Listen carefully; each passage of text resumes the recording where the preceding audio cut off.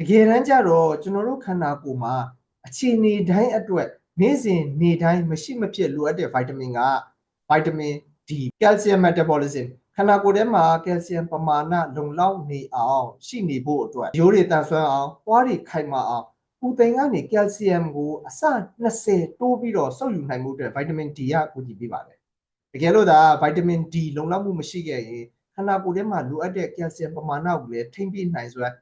ထိန်းထားနိုင်စွမ်းရှိမှာမဟုတ်ပါဘူး cardiovascular system နှလုံးသွေးကြောစနစ်အဓိကသွေးတိုးဖြစ်စေခြင်းကိုကာကွယ်ပေးပြီးခန္ဓာကိုယ်မှာသွေးဖိအားပုံမှန်ရှိနေအောင်ထိန်းထားပေးနိုင်သွေးတိုးဖြစ်ရခြင်းရဲ့အဓိကအကြောင်းရင်းကခန္ဓာကိုယ်ထဲမှာဗိုက်တာမင် D ချို့တဲ့နေလို့ပါအဲ့ဒါဆိုရင်နံပါတ်1ကခန္ဓာကိုယ်ထဲမှာကယ်လ်ဆီယမ်ပမာဏကိုပုံမှန်ရှိနေအောင်ဗိုက်တာမင် D ကကူညီပေးပါတယ်နံပါတ်2က cardiovascular system နှလုံးသွေးကြောစနစ်ကောင်းမွန်အောင်ဗိုက်တာမင် D ကကူညီပေးပါတယ်နံပါတ်3က immune system ကိုခံအားစနစ်ဒီခုခံအားစနစ်ကောင်းမွန်အောင်ဗိုက်တာမင် D ကမရှိမဖြစ်လိုအပ်တဲ့ဗိုက်တာမင်တစ်မျိုးပါ immune modulator လို့လည်းခေါ်ပါတယ်ဆိုတော့ဘာလဲ immune modulator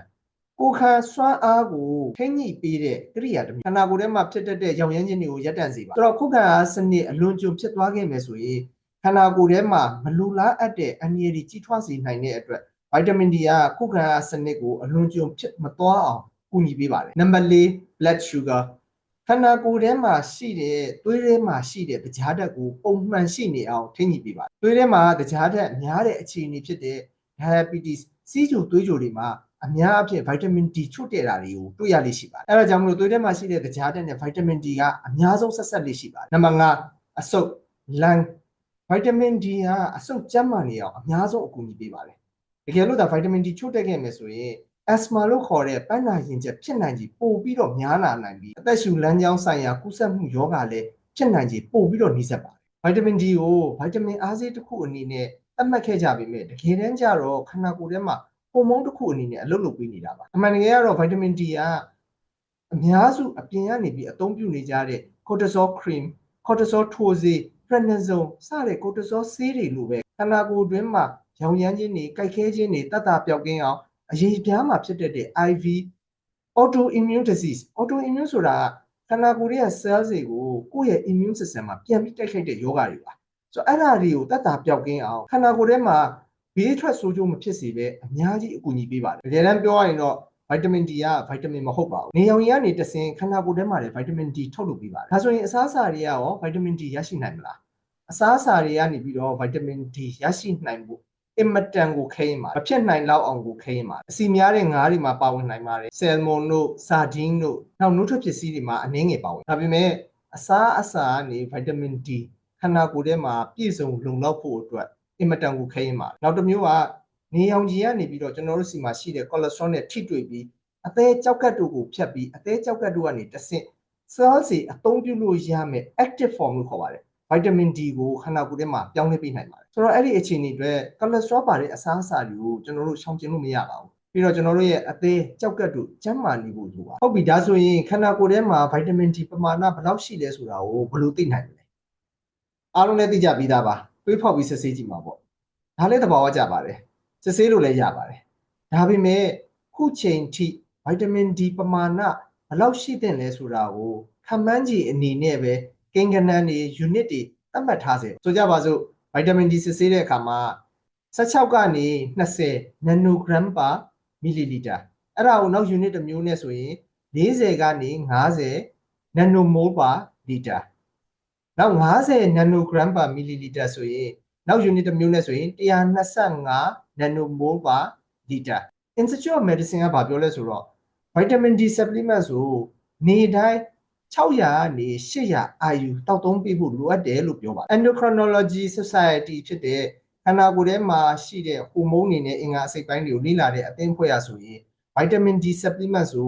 ုနေတိုင်း1000ကနေ2000 IU ကိုတောက်သုံးပေးဖို့လိုအပ်တယ်လို့ပြောပါတယ်ကျွန်တော်ထပ်ပြောပါမယ်ခုချိန်ထိ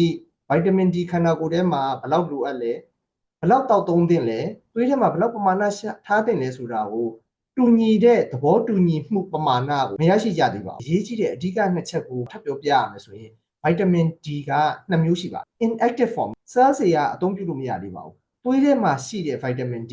25 hydroxy vitamin D လို့ခေါ်ပါတယ်နောက်ပုံစံတစ်မျိုးက active form လို့ခေါ်ပါတယ် အဲ့ဒါကတော့ cells တွေကနေပြီးတော့ vitamin D ကိုအသုံးပြုလို့ရတဲ့အခြေအနေပါ 1,2,5 dihydroxy vitamin D လို့ခေါ်ပါတယ် vitamin D ကို cells တွေအသုံးပြုလို့မရသေးတဲ့အခြေအနေ inactive form တနည်း precursor vitamin D ပါအများစုကလည်းသွေးထဲမှာရှိတဲ့ cells တွေအသုံးပြုလို့မရသေးတဲ့ vitamin D 25 hydroxy vitamin D ကိုပဲစစ်ဆေးနေကြတာပါဆိုတော့ဒါကိုခဏမှတ်ထားပြီးတော့ကျွန်တော်ပြီးရင်ပြန်ပြောပါမယ်ရောသွားမှာဆိုလို့ပါဆိုတော့ဒီ inactive form vitamin D ကခန္ဓာကိုယ်တွေကနေအသေးစီရောက်သွားပါတယ်ပြီးရင်ကြောက်ကက်စီရောက်သွားပြီးတော့ကြောက်ကက်ကနေ cells တွေအသုံးပြုလို့ရတဲ့ vitamin D active form ကိုပြောင်းလဲပေးပါတယ်တကယ်လို့ကြောက်ကက်ကအားနေနေမယ်ကြောက်ကက်မှာတစ်ခုခုဖြစ်နေမယ်ဆိုရင်ဒီပြောင်းလဲနိုင်တဲ့ဒီ inactive form နဲ့ active form vitamin D ကိုပြောင်းလဲနိုင်မှုစွမ်းရည်ကျဆင်းနေနိုင်ပါတယ်။ဘာတွေကြောင့်ကြောက်ကက်အားနေမလဲ။ကြောက်ကက်တစ်ခုခုဖြစ်တတ်လဲ။နံပါတ်1စီးကြိုကြောင့်ကြောက်ကက်ထိခိုက်စေပါတယ်။နံပါတ်2က insulin resistance ပါ။ cells တွေမှာ insulin ကိုလက်ခံနိုင်မှုကျဆင်းခြင်းပါ။ကမ္ဘာလူဦးရေရဲ့60ကနေ80% က insulin resistant ဖြစ်နေကြပါတယ်။အများစုကလည်းသွေးထဲမှာရှိတဲ့ vitamin D 25 hydroxy vitamin D ကိုစစ်ဆေးကြည့်တဲ့အခါမှာပုံမှန် normal မှာပဲတွေ့ရပေမဲ့လေ cells တွေမှာအဲ့ vitamin D active form ကိုညာနှုံးပြည့်အသုံးပြုလို့ရနေပြီလားကြောက်ကက်ကရော vitamin D active form ကို inactive form ကနေညာနှုံးပြည့်ပြောင်းလဲပေးနိုင်ပြီလားအဲ့ဒါကအခြေအနေတစ်ခုနောက်တစ်ခုက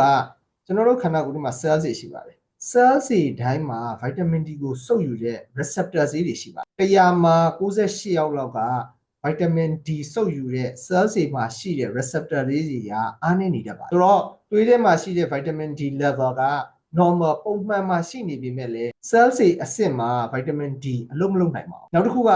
bile လို့ခေါ်တဲ့သဲကြည်ရည်သဲကြည်ရည်လုံလုံလောက်လောက်မရှိရင်လေသဲကြည်ရည်ချွတ်တဲ့နေရင် vitamin D စုပ်ယူမှုကိုခံတားဖြစ်စေပါတယ်အသေးမကောင်းဘူးအသေးအားနည်းနေမယ်ဆိုရင်သဲကြည်ရည်ထုတ်လုပ်မှုကျဆင်းတဲ့အတွက်vitamin D active form ကို cells တွေကစုပ်ယူမှုအားနည်းစေပါတယ်။သဲကြည်အိတ်မရှိဘူး။သဲကြည်အိတ်ထုတ်ထားမယ်ဆိုရင်လည်းသဲကြည်ရည်မထုတ်လုပ်နိုင်တဲ့အတွက်မလုံလောက်တဲ့အတွက်ချို့တဲ့နေတဲ့အတွက် vitamin D ကို cells တွေကစုပ်ယူမှုမရရှိနိုင်ပါဘူး။ခန္ဓာကိုယ်ထဲမှာရောင်ရမ်းခြင်းတွေကြိုက်ခဲခြင်းတွေကြောင့်လည်း vitamin D စုပ်ယူမှုကိုအားနည်းစေပါတယ်။ malabsorption လို့ခေါ်တဲ့အစာချေအင်္ဂါအဖွဲ့အစည်းမှာပြဿနာရှိရင်လည်း vitamin D active form ကိုရရှိဖို့ခဲရင်ပါတယ်။ဆိုကြပါစို့ငယ်ငယ်တုန်းက antibiotics တွေ